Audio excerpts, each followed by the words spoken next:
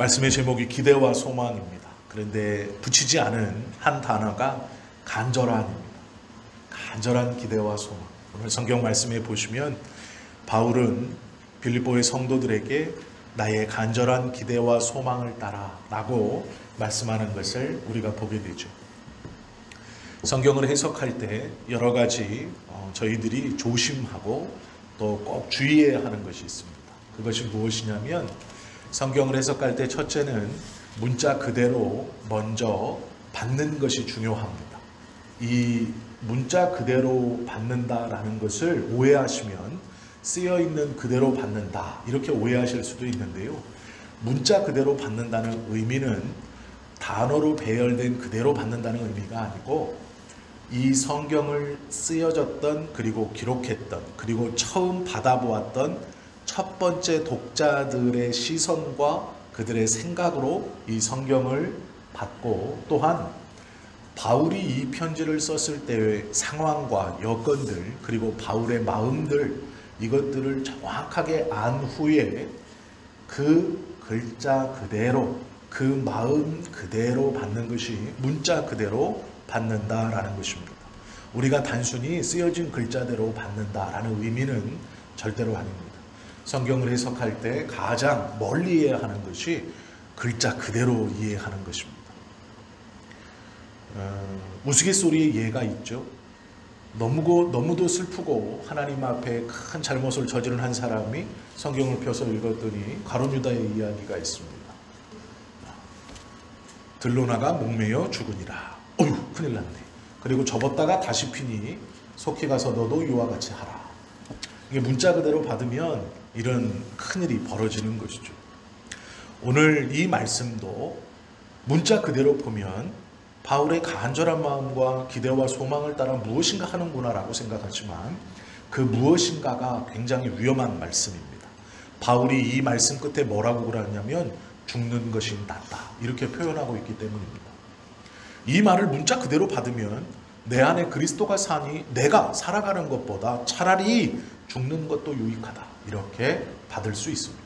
이것은 바울이 이 빌립보 성도들에게 편지를 보낸 의도와 바울의 상황을 알지 못하고 앞뒤의 문맥을 다 무시하고 글자 그대로 받았을 때 잘못된 신앙 안에서 일어나는 일입니다. 우리가 대화를 하다가 이런 의도는 아니지만 이렇게 말씀하시는 분이 있어요. 나는 오늘 죽어도 괜찮아. 이렇게 말씀하시는 분들이 있어요. 아니 난 오늘 죽어도 괜찮아. 이 세상에 미련 없어. 천국 가면 되지.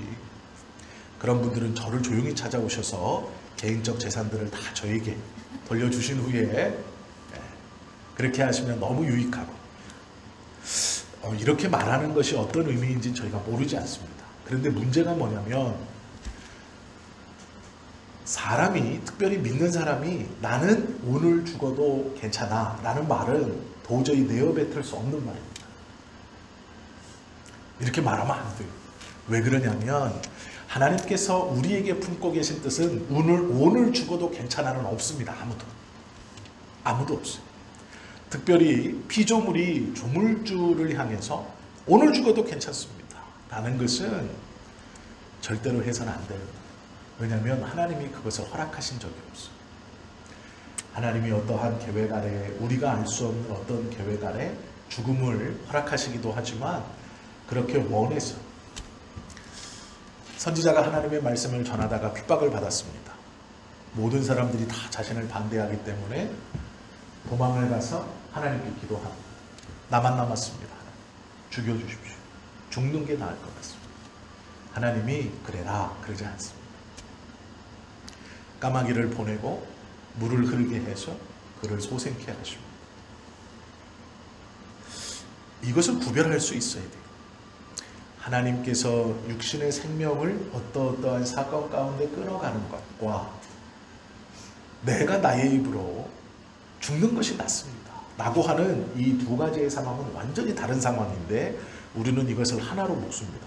제가 결론을 말씀드리면 왜 바울이 결론을 먼저 말씀드리면 제가 죽는 것이 오히려 낫습니다 라고 고백하냐면 바울이 빌립보 성도들에게 이 빌립보서에서 계속 하고 싶은 말씀이 무엇이냐면 그리스도를 본받아입니다. 그리스도를 본받아. 예수님을 본받아라 라는 겁니다. 그러면 오늘 이제 우리가 그 말씀을 하나하나 좀 풀어가면서 바울이 고백한 이 차라리 죽는 것이 유익입니다 라는 고백이 어떠한 상황에서 터져나왔는지, 또 우리는 어떠한 상황에서 그 고백을 할 수 있고 또 하지 말아야 하는가를 구별해야 하는 것이죠. 왜 그러냐면 믿는 자의 입술의 고백은 모두 다 하나님 앞에 올려지는 기도이고 각오입니다. 그렇기 때문에 우리의 입술의 고백을 함부로 그렇게 해서는 안 되는 것이죠. 바울은 마음속으로 품고 있는 것이 있었습니다. 그것이 무엇이냐면 기쁨에 관해서입니다. 바울이 기뻐하는 것은 기준이 명확했습니다. 바울의 마음속에 기쁘다 라는 것은 하나였습니다.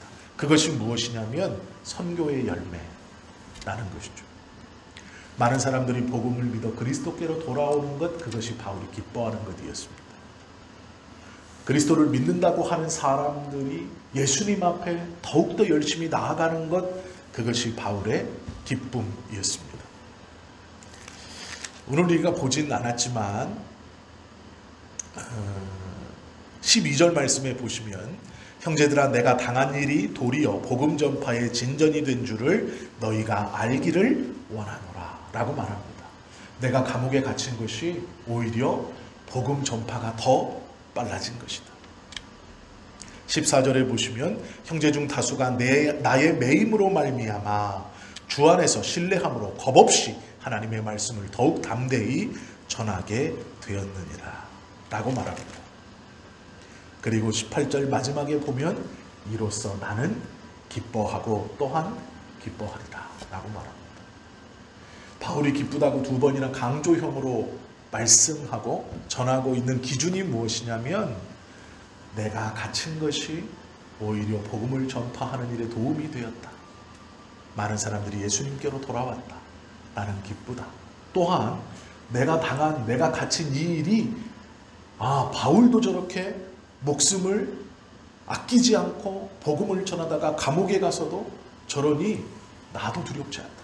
이렇게 복음을 전하는 일이 나에게 들려오니 나는 기쁘다. 즉 바울에 있어서 기쁨이라는 것은 하나의 기준이었습니다. 사람들이 예수님께 돌아오고 있다. 복음이 전파되고 있다라는 것 하나입니다. 바울은 이렇게 말하죠. 나의 간절한 기대와 소망을 따라. 바울은 위에서 기쁘다고 얘기합니다. 기쁩니다. 또 기쁩니다. 그리고 나의 간절한 소망이 있습니다.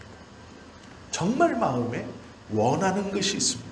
나의 간절한 기대와 소망을 따라 아무 일에든지 부끄러워하지 아니하고 지금도 전과 같이 온전히 담대하여 살든지 죽든지 내 몸에서 그리스도가 존귀하게 되게 하려 하나니. 자신의 갇힘으로 인하여서 기쁘고 복음이 전파되는 것으로 인하여 기쁜 것인데 정말로 마음속에 끊이지 않고 간절히 소망하고 열망하는 것은 내 안에서 그리스도가 드러나는 것. 그것을 자신은 진정으로 열망하고 원한다 라고 고백하고 있죠. 이 본문을 읽으면 막 마음이 뛰어야 돼요.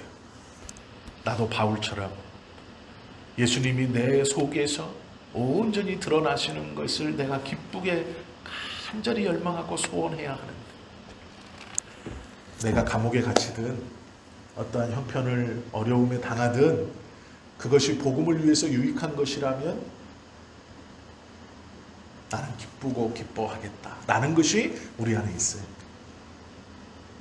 특별히 제 안에 있어야 하고 우리 성도님들 안에 있어야 합니다. 그것이 하나님이 우리에게 원하시고 믿는 바 우리들이 행해야 하는 모습입니다. 그런데 문제가 있어요. 15절에 보시면 문제가 하나 터집니다. 그게 무엇이냐면 어떤 이들은 투기와 분쟁으로, 어떤 이들은 착한 뜻으로 그리스도를 전파한다라고 말합니다. 어떤 이들은 투기와 분쟁으로. 바울처럼 나도 목숨이 아까워하는 사람이 아니야. 바울을 너희가 존경하고 좋아하는데 나도 바울처럼 목숨을 아까워하지 않고 복음을 전해. 나를 봐. 나를 주목해. 나도 바울 못지 않아. 나도 이렇게 담대해. 나도 이렇게 열심히 해. 라는 사람이 있는 거예요. 이 사람은 분별하지 못하는 겁니다. 뭘 분별하지 못합니까? 바울이 말한 죽는 것이 유익하다라는 걸 분별하지 못하는 사람. 바울은 죽음조차도 오히려 더 낫다라고 말했어요. 그러나 지금 15절에 등장하는 이 투기와 분쟁으로 하는 사람도 또한 바울처럼 나도 목숨을 아끼지 않고 복음을 전한다라고 하고 있지만 바울이 마음속에 품고 있는 이 그리스도가 드러나게 하는 것이 무엇인가를 몰라요. 그래서 똑같은 모습을 보이지만 투기와 분쟁으로 예수 그리스도를 전하고 있어요. 그럼 바울은 뭘 알고 이 사람은 뭘 모르는 것이냐? 이것을 조금 더 쉽게 우리가 무엇을 알아야 하느냐? 바울은 무엇을 알았기 때문에 무엇을 도대체 그 마음속에 붙들고 있기 때문에 그리스도가 드러나는 것을 위해서 차라리 나의 죽음도 유익하다라고 말하는 예수님의 무엇을 알고 있기 때문에 라는 것을 우리가 좀 궁금하게 여겨야 하고 그 마음이 우리에게도 있어야 합니다. 그렇다면 우리는 오늘 죽어도 지금 죽어도 저는 괜찮습니다. 하나님의 나라에 갈 것이기 때문이에요 라고 말하지 못합니다. 그것을 정확하게 안다면. 그러면 바울만이 알고 있는 간절한 기대와 소망을 따라 원하고 원하는 것이 무엇이냐? 믿는 사람에게 가장 영광스럽고 용기 있는 행위는 시인입니다. 믿는 사람에게 가장 수치스럽고 부끄러운 것은 부인입니다. 무엇일까요? 예수 그리스도를 시인하는 것이 믿는 자에게 가장 영광된 순간이고 가장 영광된 상황입니다. 그리고 반대로 예수 그리스도를 부인하는 것이 믿는 자에게는 가장 수치스러운 것입니다. 우리에게 영광은 남들이 우리를 알아줄 때, 이름을 높여줄 때, 존중해줄 때가 아니에요. 우리들에게 수치는 다른 사람이 나를 무시할 때가 아닙니다. 내가 다른 사람보다 무엇인가 모자랄 때가 아니에요. 우리에게 수치는 예수 그리스도를 우리가 부인할 때, 내가 그리스도를 부인할 때 우리는 수치를 받는 겁니다. 그것이 그리스도인의 수치입니다. 우리들의 영광은 세상의 어떤 것이 아니라 우리가 하나님을 시인할 때 우리의 영광이 그 속에 있는, 그 속에 드러나는 것입니다. 그래서 이 시인과 부인을 잘해야 돼요. 하나님을 시인하는 것, 그것이 우리의 영광이고 우리가 하나님을 부인하는 것이 그것이 우리의 수치입니다. 아무리 영광스러운 자리에서도 우리가 그리스도를 부인한다면 그것은 수치의 자리입니다. 아무리 수치의 자리에 있어도 우리가 그리스도를 시인한다면 그것은 영광의 자리입니다. 바울은 수치의 순간, 고통과 억울함의 순간 하나님을 시인함으로 그 모든 것을 영광의 순간으로 바꾸고 있는 거예요. 그래서 기뻐하는 거예요. 기뻐하고 기뻐할 수 있는. 그러나 우리들은 그 영광의 순간 하나님을 부인하죠. 하나님을 감추죠. 그것이 영광의 순간 같으나 아니에요. 그건 수치의 순간이에요. 세상은 우리에게 교묘하게 부인하면 영광, 시인하면 수치라고 가르칩니다. 그렇지 않아요. 폴리캅이 69년에 태어나서 155년에 죽었습니다. 그러니까 이 폴리캅은 예수 그리스도를 직접 보지는 못했고요. 예수님의 제자들에게 이 수학했던 속사도 정도 돼요. 예수님이 태어나신 것을 1년으로 보고 33년에 돌아가셨고 바울이나 요한, 나이가 제일 어렸던 요한이 97년까지 살았으니까 이 기록대로라면 93년에서 97년에 사망을 했으니까 아마 이 폴리캅이 69년생입니다. 제가 79년생이죠. 뭐 이렇게 생각하니까 이렇게 얼마 차이 안 나 같은데 앞에 다 떼고 저는 1979년생이고 이 폴리카프 그냥 69년생이에요. 앞에 없어요. 69년생인데 예수님을 직접 보지 못했지만 예수님의 제자들에게 배운 이 속사도예요. 예수님의 제자들을 사도라고 부르고 그 사도들에게 배운 사람들을 속사도라고 불러요. 이 폴리카프는 어머니가 믿는 사람이었습니다. 그래서 태어나면서부터 예수님의 제자들을 쫓아다니면서 어머니가 물려준 신앙을 가지고 초대교회 감독이 됐어요. 그래서 155년 죽을 때까지 이 초대교회를 믿음 안에서 이끌었던 사람입니다. 이 사람이 나이가 86세가 됐어요.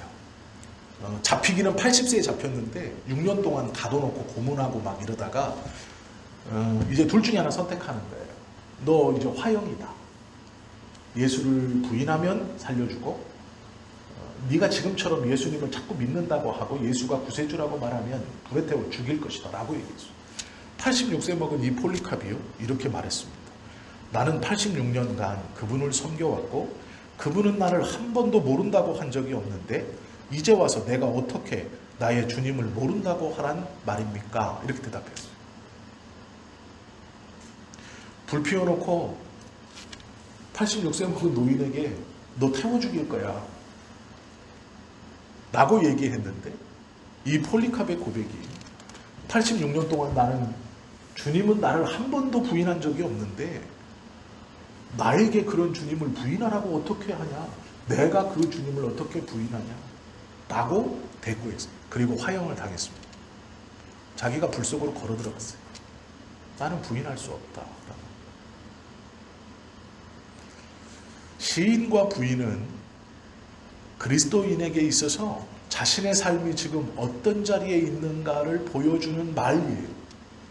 우리가 모든 자리에서 모든 순간 예수 그리스도를 시인하면 그 시인의 장소는 어떠하든지 간에 우리에게 영광의 장소가 되는 것이고, 어떤 순간 어떤 장소에서 예수 그리스도를 부인하는 순간 그 장소는 우리에게 수치를 주는 장소가 되는 거예요. 그것이 아무리 화려하고 아무리 좋은 곳이라도 그렇습니다. 바울은 분명히 마음속에 기준이 있었어요. 내가 기뻐한다. 그리스도가 내 안에서 빛나기를 나는 간절히 소망하고 소망합니다. 그러면 바울이 죽는 것이 오히려 유익입니다 라고 말했는가? 우리는 죽음이 다가올 때가 있습니다. 나이가 들어서일 수 있고 어떤 병이 찾아올 수 있고 어떤 상황이 있을 수 있고 사고를 당할 수 있어요. 예전처럼 그것이 꼭 신앙의 문제가 아닐 수 있습니다. 초대교회 폴리카프는 예수 그리스도를 시인하면 화형에 처하겠다. 우리는 그런 시대엔 살고 있지 않아요. 그러나 우리에게도 예수 그리스도를 시인과 부인하는 상황들이 우리에게 다가옵니다. 또한 그것뿐만 아니라 우리에게도 죽음이라는 것이 다가오죠. 그러면 그 앞에 두렵고 불안합니다. 그러나 그때 우리가 입술로 절대로 조심하고 고백하지 말아야 할 것은 오늘 죽어도 괜찮습니다라는 말이에요. 하나님은 당신의 백성 어떤 누구에게도 오늘 죽어도 좋다고 말씀하지 않아요. 오늘 죽어도 괜찮다라고 말씀하시는 하나님이 아니에요. 그런 죽음을 허락하시는 분이 아니에요. 그럼 신앙이 깊은 이 바울이 왜 그렇게 얘기하셨느냐? 그가 믿고 그가 알고 있는 예수님 때문이에요. 바울은 예수님을 잘 알았습니다. 예수님을 쫓아가고 예수님을 따라가는 것이 어떠한 일인가를 잘 알고 있었어요. 바울은 이는 내게 사는 것이 그리스도니 죽는 것도 유익함이라. 이걸 직역하면 나에게 있어서 산다는 것은 곧 그리스도를 위하는 일입니다. 그리고 죽는 것이 사는 것보다 훨씬 낫습니다. 라는 것. 두 가지 의미가 있습니다. 하나, 내가 쫓아간다고 쫓아가지만 나의 쫓아감은 언제나 부족해서 내가 쫓아가는 그것이 그리스도의 이름의 누가 됩니다. 그러니 죽는 것이 낫습니다. 그러나 두 번째가 숨겨져 있는 의미예요. 우리가 알아야 되는, 예수님께서는 살아있을 때 많은 기적과 이적들을 행하셨어요. 오병이어의 기적을 행하셔서 백성들에게 왕으로 추대받기도 하셨습니다. 병자를 고치고 귀신 들린 자를 쫓아내시면서 가난한 자와 억눌린 자에게 하나님의 말씀을 전하시면서 그들로 환호를 받았어요. 예루살렘 성에 입성할 때는 종려나무 가지를 흔들면서 예루살렘에 있는 대부분의 백성들이 뛰어나와서 그 예수님께 그것을 흔들면서 호산나 호산나 다윗의 자손으로 오시는 이여 라고 환영했습니다. 그런데 놀랍게도 하나님의 뜻이 이루어졌다라고 말씀하지 않아요. 하나님의 뜻이 이루어진 것은 어디에서 이루어진 것입니까? 오병이어의 순간에 병든 자가 고쳐졌을 때, 죄인들이 복음을 듣고 기뻐했을 때, 물론 맞죠. 그러나 아니에요. 성경은 그렇게 말하고 있지 않아요. 하나님의 뜻이 온전히 이루어졌을 때는 비참함 속에 십자가에서 죽었을 때, 그때 예수님이 다 이루었다 말씀하십니다. 내가 병도 고치고 귀신도 쫓고 복음도 전했지만 부족한 거예요. 완벽하지 않아요. 하나님의 뜻이 온전히 이루어진 삶이 아니에요. 언제 이루어졌습니까? 십자가에서요. 하나님께 저주를 받아 문둥병에 걸린 자처럼 눈을 들어 보기를 거절했습니다. 여인들이 슬피 울며 십자가 아래에서 고개를 아래로 떨구고 울고 있을 때, 구름이 해를 가리어 흑암이 온 세상을 덮었을 때, 무기력하게 그리스도가 십자가에 달려 피를 흘리며 고통 가운데 신음할 때, 그 죽음 가운데 다 이루었다 하셨습니다. 하나님의 뜻을 다 이루신 것은 그의 죽음으로예요. 그의 사역이나 그의 역사나 그의 기적이 아니에요. 바울이 붙들고 있는 것은 이 죽음입니다. 그리스도의 죽음. 그러니 내가 죽는 것이 유익하다라는 것은 이 그리스도의 죽음을 다시 생각해 보라는 말이에요. 내가 진짜로 지금 죽는 것이 낫다 이런 말이 아닙니다. 내 안에 사는 것은 그리스도니 죽음도 유익합니다. 그리스도가 죽음으로 하나님의 뜻이 완성되어진 것처럼 너희들은 이것을 기억하라 라는 것. 빌립보 성도들에게 바울은 굉장히 높은 신앙의 수준을 이야기하고 있습니다. 바울의 마음속에 품고 있는 바, 평생의 그의 기도의 제목, 평생에 그가 소원하고 원하는 바를 품고 그것을 이야기해주고 있습니다. 나의 간절히 원하는 소망과 나의 간절히 원하는 기도의 제목과 열망이 하나 있는데 그것은 내 안에서 그리스도가 사는 것이다. 그리스도가 산다는 것은 하나님의 뜻을 이룬다는 것은 무엇이냐? 죽는 것이다. 그리스도의 죽음을 통해 하나님의 뜻이 온전히 이루어졌다. 그것이 바울의 마음속에 꽉 차 있는 단 한 가지였습니다. 그러기에 그것을 통해 기뻐할 수 있었고, 그러기에 나의 죽음도 유익함이라 라고 말하는 거예요. 왜요? 그리스도가 죽으심으로 하나님의 뜻을 온전히 이루었거든요. 그러면 우리가 오늘 죽어도 저는 천국 가니까 괜찮아. 우리는 그리스도가 아니잖아요. 하나님은 그리스도를 통하여 우리를 이 땅 가운데 살게 하셨고 살아가게 하시고 살아가며 그냥 사는 게 아니라 우리 개인에게 소명과 비전과 사명을 주셔서 우리의 자녀들을 양육해 하시고 가정을 지키게 하시고 먹어 살고 있는 그 사업의 터전을 그리스도와 함께 이끌어가게 하시고 작은아마 하나님의 교회의 직분을 주셔서 이곳에서 하나님의 일을 감당케 하시고 서로 선교와 봉사와 구제를 하면서 기도하면서 주의 뜻을 이루어가라고 예수 그리스도가 죽으심으로 그것을 완성하고 우리에게 주셨는데 너무도 쉽게 나는 오늘 죽어도 괜찮아. 아니요. 이걸 구별하셔야 돼요. 우리의 마음에 품어야 하는 것은 예수 그리스도의 죽음입니다. 단순히 죽음이 아니고 다 이루시기 위해 죽으신 거예요. 우리는 다 이루신 그 은혜를 받은 사람들. 우리의 신앙의 수준이 높아 바울처럼 예수 그리스도의 십자가를 마음에 품고 그 예수님이 내 안에서 언제나 드러나기를, 그 죽음이 날로 선명해진다는 뜻은 하나님의 뜻이 날로 분명히 더 이루어진다는 확신이, 다 이루었다 하신 그 자리, 다 이루었다 하신 그곳, 나의 죽음도 유익함이라는 건 그 그리스도를 뜻하는 거예요. 우리가 함부로 아이고 힘들고 어려운 이 세상 왜 이렇게 골치 아프고 금방 죽어도 돼? 아니요. 그런 의미가 아니에요. 우리는요 치열하게 살라고 보내신 거예요. 그리스도가 죽으심은 우리가 더 처절하게 살라고 보내신 거예요. 성경은 피 흘리기까지 대적하여 싸우라 말씀하지 한 방에 나가 떨어져서 죽으라라고 말하지 않아요. 바울의 이 나의 죽음도 유익함이다 라는 것은 오히려 이 악물고 버티어 살아내라는 뜻이에요. 너희는 이 악물고 버티어 살아내라. 이 악물고 버티어 주님을 붙들고 살아가라 라는 뜻이에요. 하나님의 뜻을 이루어가라. 다 이룬 그 뜻을 너희가 이루어가라 라는 거예요. 빌립보의 성도들에게 바울이 목 놓아서 외치는 것은 우리 다 같이 그냥 신앙을 위해 죽자가 아니에요. 어떻게든 살아남아라. 어떻게든 살아가라. 이 일을 악물고 살아라 라는 거예요.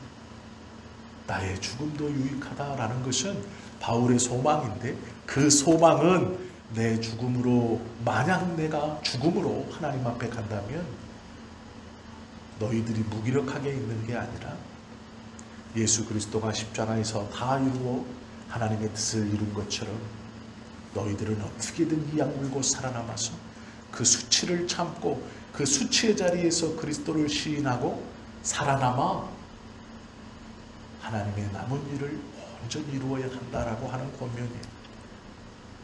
이것은 너무도 쉽게 자신의 신앙을 고백하고 와 바울이 대단하다 한 게 아니에요.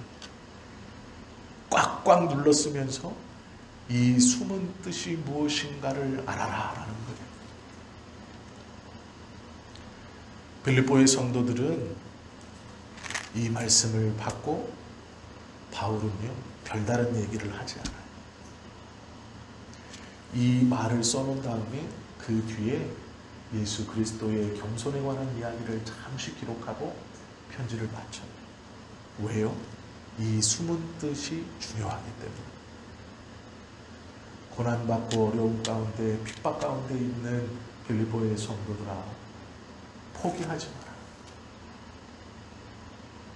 그 모욕의 순간에 고통의 순간에 그리스도를 시인함으로 영광의 순간으로 바뀌어라. 그리고 어떻게든 살아남아라. 절대로 죽지 마라. 절대로 포기하지 마라. 그것이 십자가에서 죽음으로 하나님의 일을 완성한 예수 그리스도의 은혜를 받은 우리가 살아내야 하는 모습이다 라고 말씀하고 있는 거예요. 십자가는 하나님의 뜻에 대한 복종이고 다른 사람에 대한 섬김입니다. 이 두 가지가 같이 있는 것이 십자가예요. 우리에게 간절한 소망과 우리에게 간절한 기대가 있어야 돼요. 우리의 마음에 간절한 소망과 기대가 없다면 어쩌면 우리 안에 예수 그리스도의 죽으심이 없는 것과 같아요. 있다고 생각하지만 없는 것과 같아요. 있다고 고백하지만 내가 믿는다고 고백하고 있지만 아닐 가능성이 많아요. 바로 믿는다는 건 하나님께서 원하시는 삶을 살기 위해 몸부림치는 사람들이에요. 우리는 간과해서는 안 돼요. 이 죽음을 혼돈해서는 안 돼요. 이 고백을 문자 그대로 받아서는 안 돼요. 죽는 것도 유익합니다. 어떤 죽음이 예수님 이후에 유익한 죽음이 어디 있어요? 예수님이 그렇게 우리를 살리기 위해 그리스도를 죽이셨는데 어떤 죽음이 그렇게 하찮은 게 있어요? 아니에요. 이 약물고 살아내는 거예요. 이 약물고 버텨내는 겁니다. 그것이 하나님의 뜻이에요. 그것이 바울이 죽음을 앞둔 바울이 빌립보 성도들에게 하는 말씀이고 외침이에요. 나의 죽음도 유익함이라. 너희들도 따라 죽자. 아니요. 이 약물고 살아내라 라는 말씀이죠. 시편 116편 15절에 보면 오해하실 말씀이 하나 있어요. 성도의 죽는 것을 여호와께서 귀중히 보시는도다. 이렇게 말해요. 그러면 죽는 것도 하나님께 영광이 되는구나, 그 말씀이 아니고요. 여기서 성도의 죽음은 자기 육체의 소욕을 죽이라는 말씀, 그걸 귀히 보신다라는 의미예요. 엉뚱한 것 가지고 엉뚱하게 해석하시면 절대로 안 됩니다. 마태복음 5장 말씀에 보면 11절 12절에 이렇게 말씀하고 있어요. 예수님께서 제자들에게 너희가 내 이름으로 고난을 받을 때 기뻐하고 즐거워하라. 죽은 자는 고난받지 못합니다. 죽은 자는 고통을 느낄 수 없어요. 포기한 자는 아무것도 얻을 수 없어요.